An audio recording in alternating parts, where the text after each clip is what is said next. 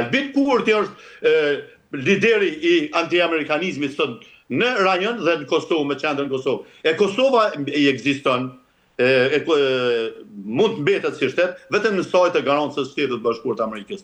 Pra, problemin e kem të brendshëm, nuk e kem problemin se disa vendet Bashkimit Evropian, se ne e dim cilat janë, sa na mbështesin si shtet, si koketojnë me Rusin, si koketojnë me Serbin, e tjera tjera. Problemi është të politikë bërja brendshme dhe orientimi që ky komb, nuk flas veç Kosova, por kombi shqiptar, është e ka bërë një herë mirë, ai është drejt perëndimit dhe Shtetet Bashkuar të Amerikës. Integrimit euroatlantike. Këtu është defekti, pra brenda klasës politike të Kosovës e jo te kalatet evropianë se si ata sillen. E qartë, zoti Berisha, nga ana tjetër kemi një tjetër deklaratë nga kryediplomati gjerman, i cili ka kërkuar që Kosova sa më shpejt të ketë një qeveri të aftë për të vepruar brenda edhe jashtë. Sa ndikim real është, pyetja ime, ka kjo deklaratë e kryediplomatit gjerman mbi të gjithë procesin e formimit të qeverisë së re në Kosovë dhe a mund të konsiderohet nga ana tjetër si një presion diplomatik? Edhe ky qëndrimi i radhës si politikës gjermane në raport me Kosovën, që për vlerësimin tim qëndron në të njëjtat dimensione si ajo që thash për bllokimin e pavarësisë energjetike të Kosovës dhe të rajonit, pra ndalimin e influencimit amerikan në rajon. Është e njëjta logjik e promovimit e mbështetjes së Albin Kurti.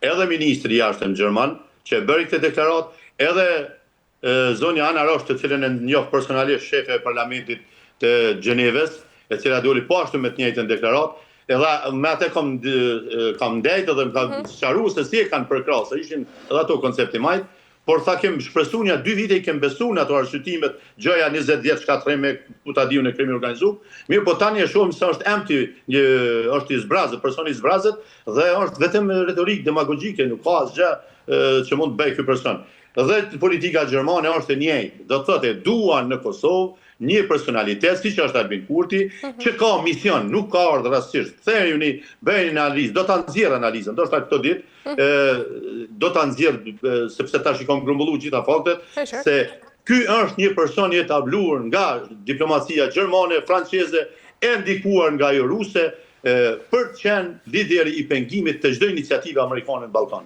Pra, kështu që nuk mbefason. Ky më herët ka pasur një deklaratë më të rrezikshme se kjo. Se thot, Ballkani duhet të integrohet në Evropë me gjithë këto cene dhe këto pengesa që ka. Çka ju e pasë u hap kapitulli i 3 për Serbinë, se duhet të ndërlidhin pak gjërat. U hap kapitulli i 3 për Serbinë. Serbia është kandidat që nga viti 2012. Në qoftë se i hapen dyert, i përshpejtohet procesi i Serbisë.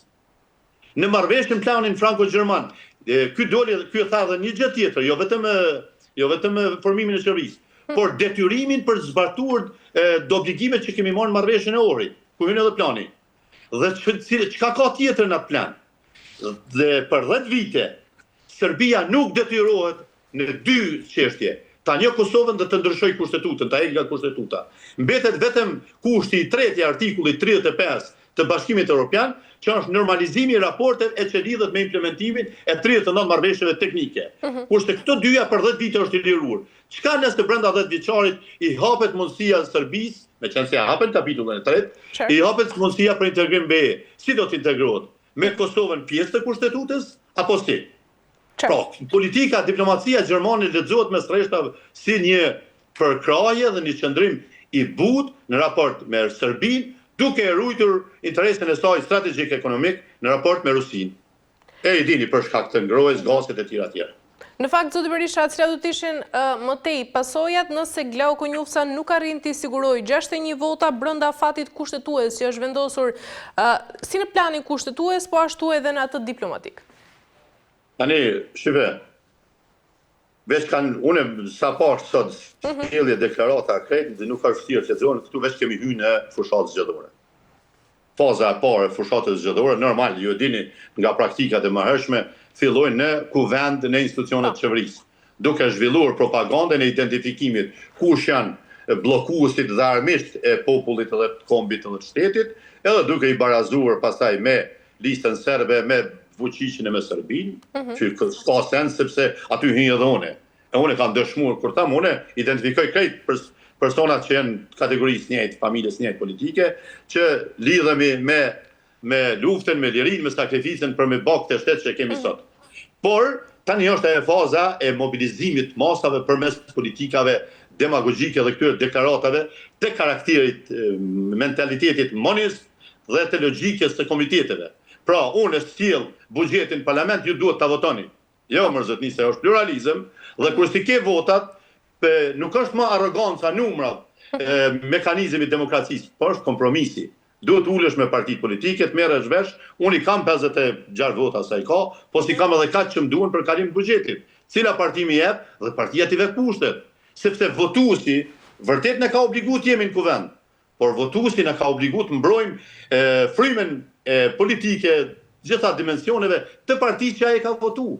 Përndryshe ai kishte votu lëvizjen vendose.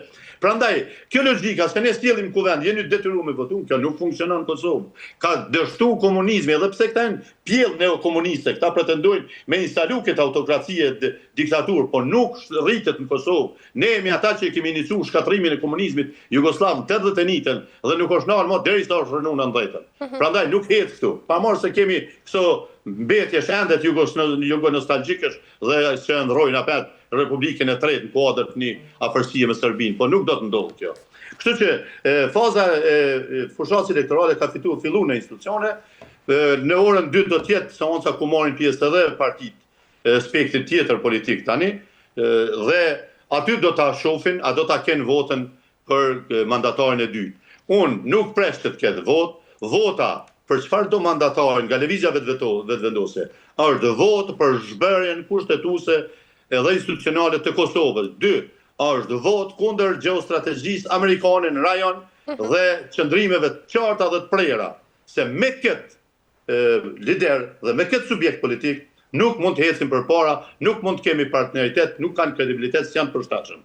As për interesat amerikane, as tonat nacionale.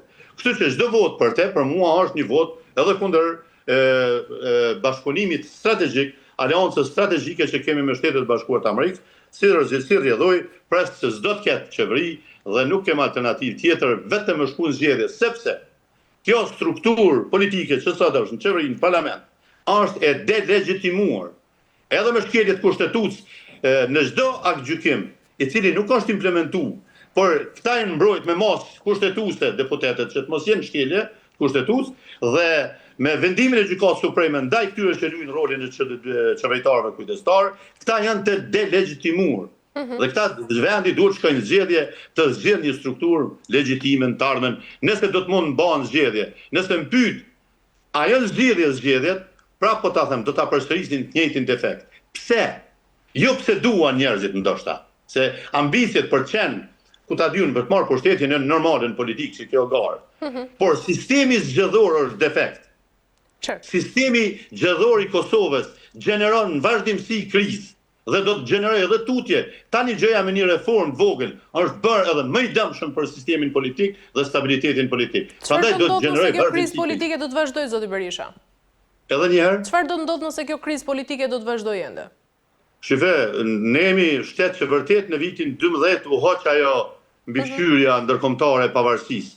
Por mos harrojmë se kemi një zyre që quhet e UNMIK-ut, që është me mandat të Kombeve të Bashkuara, dhe mos harrojmë se në Kartën e Kombeve të Bashkuara ka një institut juridik që thotë është R2P, Right to Protect. Dhe shumë lehtë mund merret veç një vendim, kaq nevojitet një inicim nga dikush, në qoftë shtet aleat, po edhe shtet jo aleat, se ky komunitet nuk arrin të mbajë institucionet dhe një shtet funksional institucional, dhe duhet right to protect, të ndërhyet dhe të vendoset edhe një herë një administrat, derisa të përgatitet një kontingjent politik i cili mund ta marrë mandatin qeverisës, siç e kemi marrë pas heqjes mbikëqyrjes pas pavarësisë, domethënë 12-ën, në 14-ën përfundimisht s'ka pas më asnjë ingerencë të mbikëqyrjes. E qartë. Mirë, zoti Berisha, për ta mbyllur pyetja e fundit, si interpretohet fakti që Kosova, edhe pse cilësohet si një simbol i demokracisë, po shndron 8 muaj pa qeveri funksionale dhe nga ana tjetër a e dëmton kjo imazhin e shtetit në të gjithë arenën ndërkombëtare? E kam thënë në foltorën e kuvendit, po e përsëris me përgjegjësi dhe atje kam marrë përgjegjësinë në foltorën e kuvendit, se kjo strukturë politike është e sponsorizuar nga jashtë me mision zhbërjen kushtetuese të shtetit Kosovës.